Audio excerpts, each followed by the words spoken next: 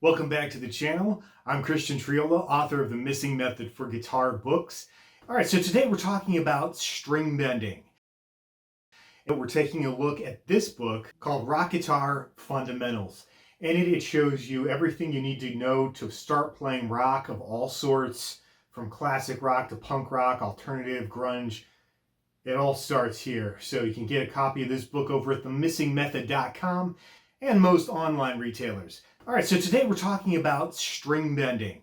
And of course, what that is when you change the pitch by moving the string up or down.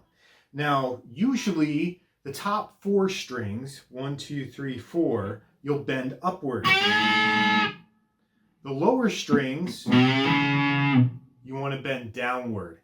And the reason for that is if you try to go upward on the last string, you can run into problems. So that's just something to keep in mind. But when it comes to string bending, there are several different categories. And I'm going to go over the top 5 beginner bends. So the first thing you want to know is when you're bending the string, it's not just a random press of the string. As you can hear, there's all kinds of pitches it's going through. Right? So what you need is to know exactly what pitch you're going to land on.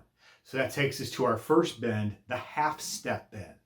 So a half step, of course, you take any note on the guitar, go to the next fret, that's a half step. And so now what we're going to do in this case is go to the 5th fret and bend the string so it sounds like the 6th fret.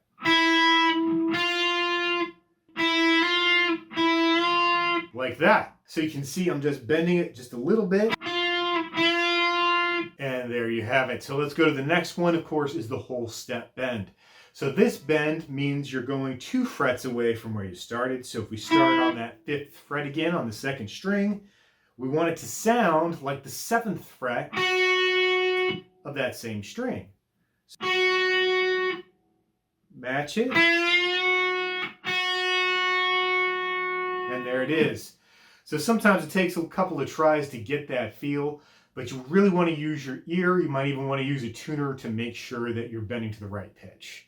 So those are 2 bends. You just hit the note, bend into the next note. Now let's go to number 3. Now this one I could have put first, but I decided to make it number 3 because it's a little bit trickier. And that is a quarter bend. So you're bending it just slightly out of tune. You can hear it's not a half step, but it's not quite the pitch either. And you want that as an intentional bend. You hear it on like I Love Rock and Roll by Joan Jett. And they just bend that last string a little bit out of tune.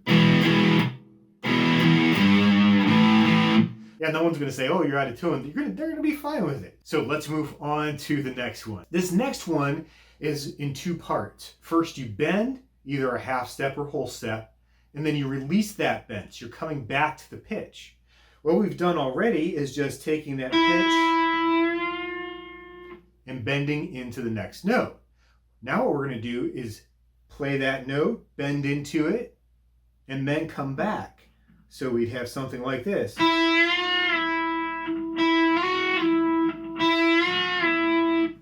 So you bend and then return. It's also called a bend and release. And you hear that a lot because it helps with phrasing. Instead of just doing, you can make something sound like, which gives it a slightly more expressive feel. So you don't always want to do it, but it's a good technique to be able to do. And then finally on today's list, number 5 is the pre-bend and release. So the pre-bend is kind of cool because you start with the bend. So to do that, you want to make sure you have the right pitch. All right, right about there, and then you release the bend.